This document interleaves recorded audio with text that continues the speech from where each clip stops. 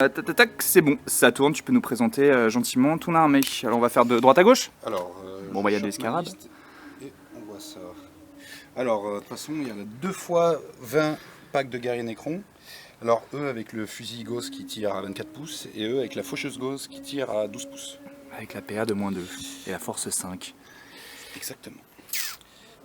Destroyer X-Mark, Ok. une élite. 5 immortels, donc eux ils ont le fusil Gauss à 30 pouces. Ok, ça marche. Troupe aussi. Donc une araignée, je crois que je lui ai mis les 2 canons d'assaut, enfin les 2 faisceaux à particules dessus, c'est une arme d'assaut 6 si je me rappelle bien. Ok, donc gros de statut. 2 x 5 scarabées. Les classicos, les 2 x 5, Voilà. bien casse-coué. Donc là j'en ai mis 6, non j'en ai mis 5, c'est bon. Les 5 trackers, pareil, une élite, ils peuvent faire. Ok, je les connaissais pas, ceux-là. Sorte de sniper un peu. C'est des snipers qui ignorent la règle, attention monsieur. D'accord. Messire plutôt. 2 cryptocères.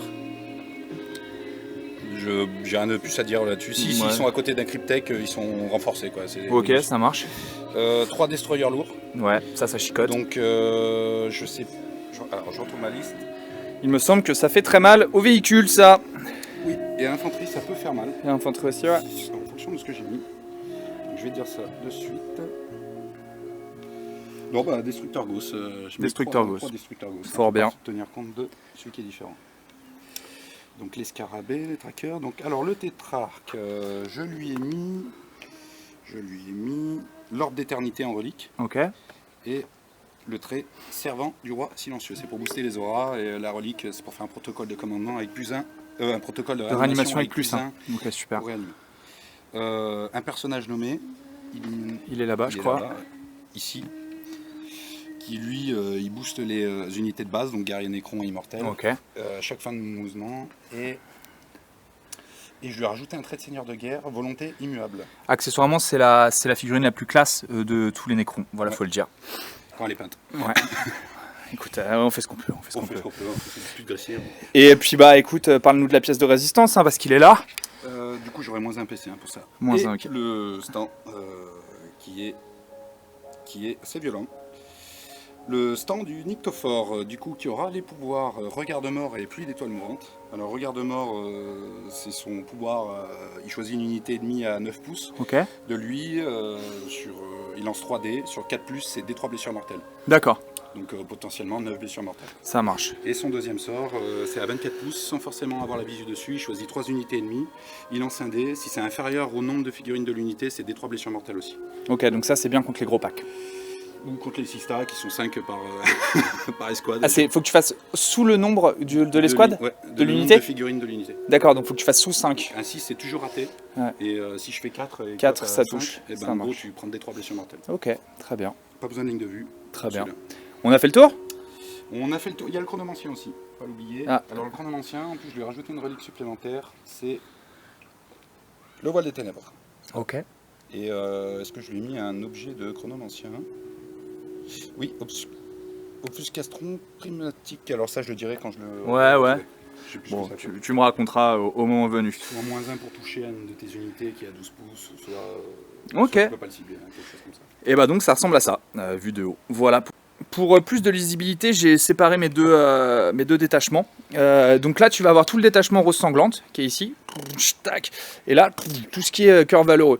Donc rappel, cœur valeureux, ça ignore la PA -1 et la PA -2 si c'est sous imagifère. Et en plus, ça a un petit fil no pain à 6. Pour ce qui est de la Bloody Rose, c'est plus une attaque et -1 PA sur les armes de corps à corps et sur les pistolets. Voilà. Alors, en rose sanglante, justement, on a un bon rhino qui va transporter tout ce qui est un peu surprise, type des repentia. J'ai 4 machines de pénitence. Alors, il y en a 2 avec des fléaux et des lance-flammes, et 2 avec des scies et des bolters lourds. Voilà. 5 petites séraphimes qui vont être sûrement mises en FEP, qui une unité de tir assez mobile.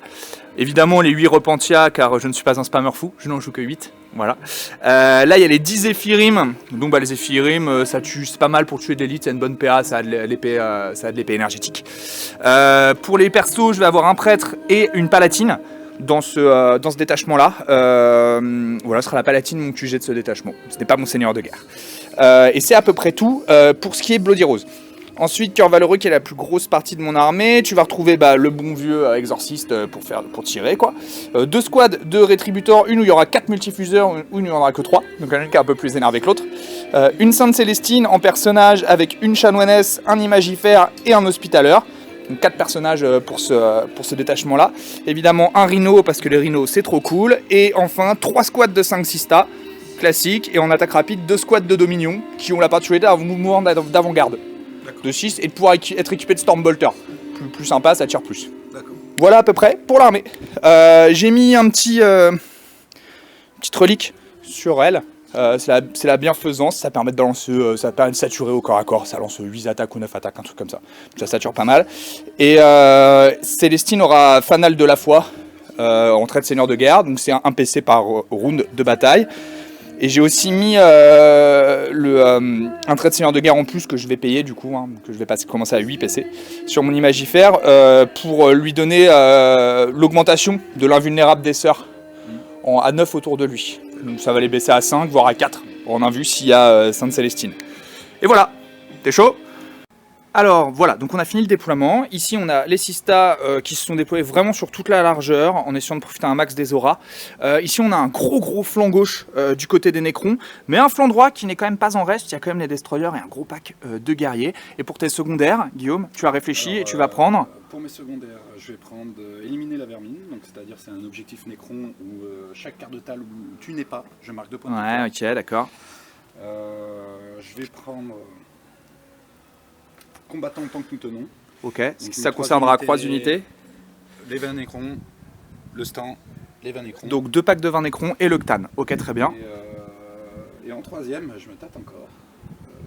Est-ce que je prends un objet secondaire Nécron ou est-ce que je prends assassinat? Parce que tu as combien de personnages? J'en ai beaucoup. J'en ai 1, 2, 3, 4, 5, 6.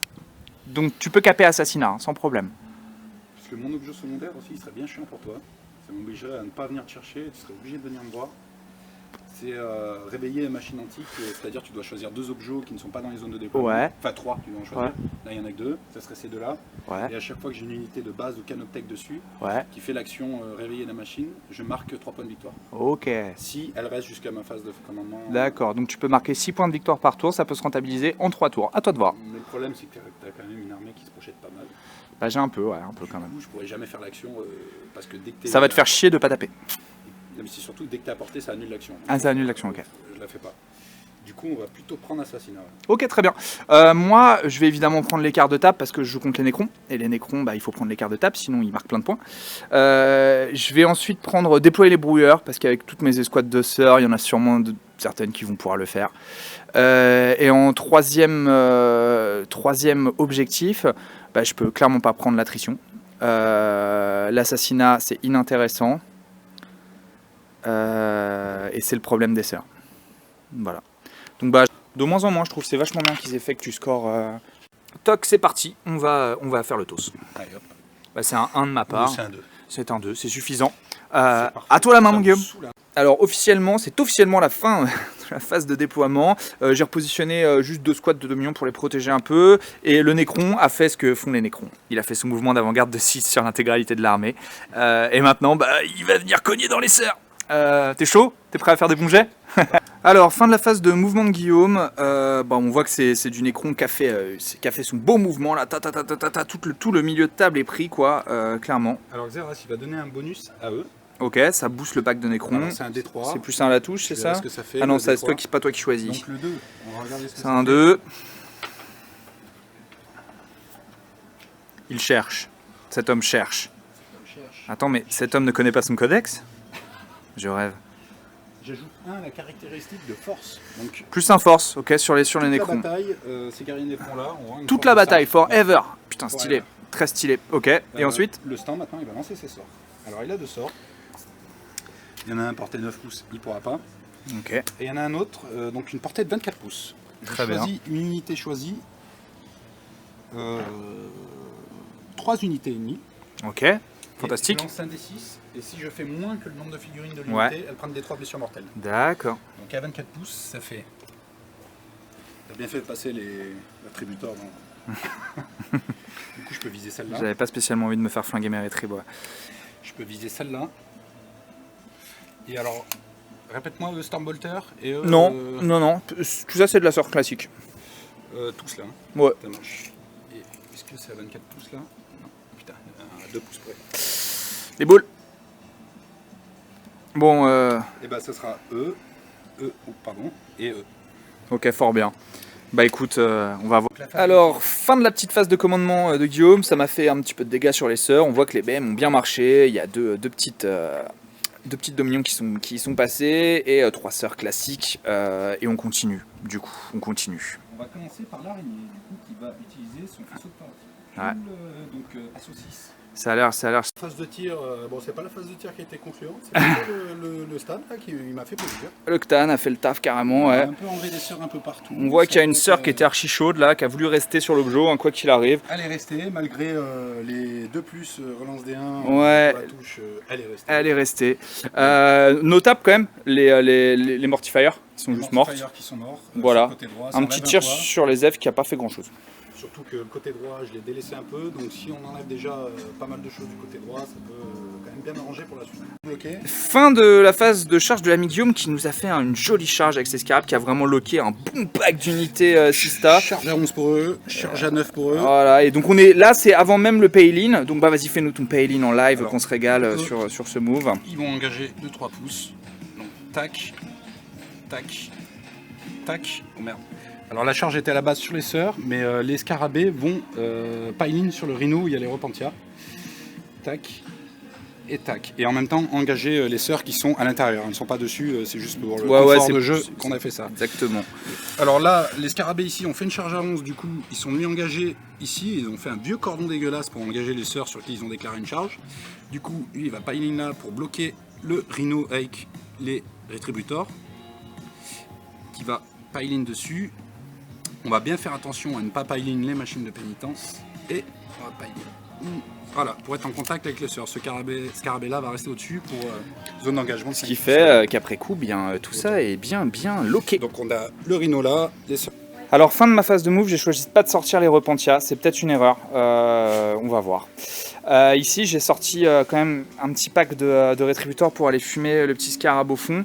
J'ai projeté Sainte Célestine ici sur les scarabs pour qu'elle soit au corps à corps éventuellement pour essayer de la sauver pendant un tour en me disant que peut-être qu'à la létalité j'allais m'y retrouver dans quelques tours, mais je suis pas sûr. Charge très importante ici, les F à 5, il y a un petit Necron dans ce bâtiment. Si je le fais pas, je suis clairement derrière. Voilà. À la fin de ma phase de tir, j'ai réussi quand même à me désenclaver un petit peu avec ces scarabs, mais bon, j'ai pas été si létal que ça sur son armée, quoique. Malgré la triche que j'ai essayé de faire avec les scarabées, on s'en est aperçu. Bon, ça triche, mais c'est beau, c'est de la belle triche. Là, j'ai enlevé l'espèce de la reine mère des nuées scarabes. Là, j'ai enlevé un gros machin qui était chiant à charger, donc ça c'est cool, ça veut dire que potentiellement je peux un peu plus s'ouvrir au centre en termes de charge. Et puis bah là on a tiré un petit peu, voilà, bon, pas grand chose qui s'est passé de ce côté-là, mais les F sont là, elles ont leur charge à 6 relançable à ne pas rater. Voilà, on s'agace toujours Guillaume, tu te sens à l'aise, t'es bien? Bon, on a une phase de corps à corps qui vient de se terminer, ici il y a une pizza, mais il y a surtout des Mortifiers qui ont réussi quand même à sortir ce qui engluait un peu en termes de scarab. On en a toujours 2 là qui collent le rhino, hein. Mais bon c'est le rhino des rétributors, donc c'est moins grave en soi. De l'autre côté ça s'est plutôt bien passé. Il y a quand même un truc qui m'emmerde de ce côté-là. Ouais, dis-moi. C'est que soit je lâche complètement ce côté-là, mais écoute, mes destroyers locust ils meurent, ils peuvent rien faire. Soit je vais de ce côté-là, mais du coup je suis pas sûr de prendre le flanc gauche aussi. Il va falloir que tu répartisses tes forces comme il le faut. Donc ouais, ça a bien percuté avec les F. Joli protocole de réanimation néanmoins. Qui fait qu'après 16 touches, on en relève 5 et il y a un petit test de morale. Tiens, bah vas-y, fais-le nous, ça fera du suspense. T'en as perdu, t'en as perdu 16. On va payer 2 PC. Ouais, je pense que c'est les 2 PC qui sont payés, ça valide. Je te filme pas, je te filme si je veux. Hein. Avec ton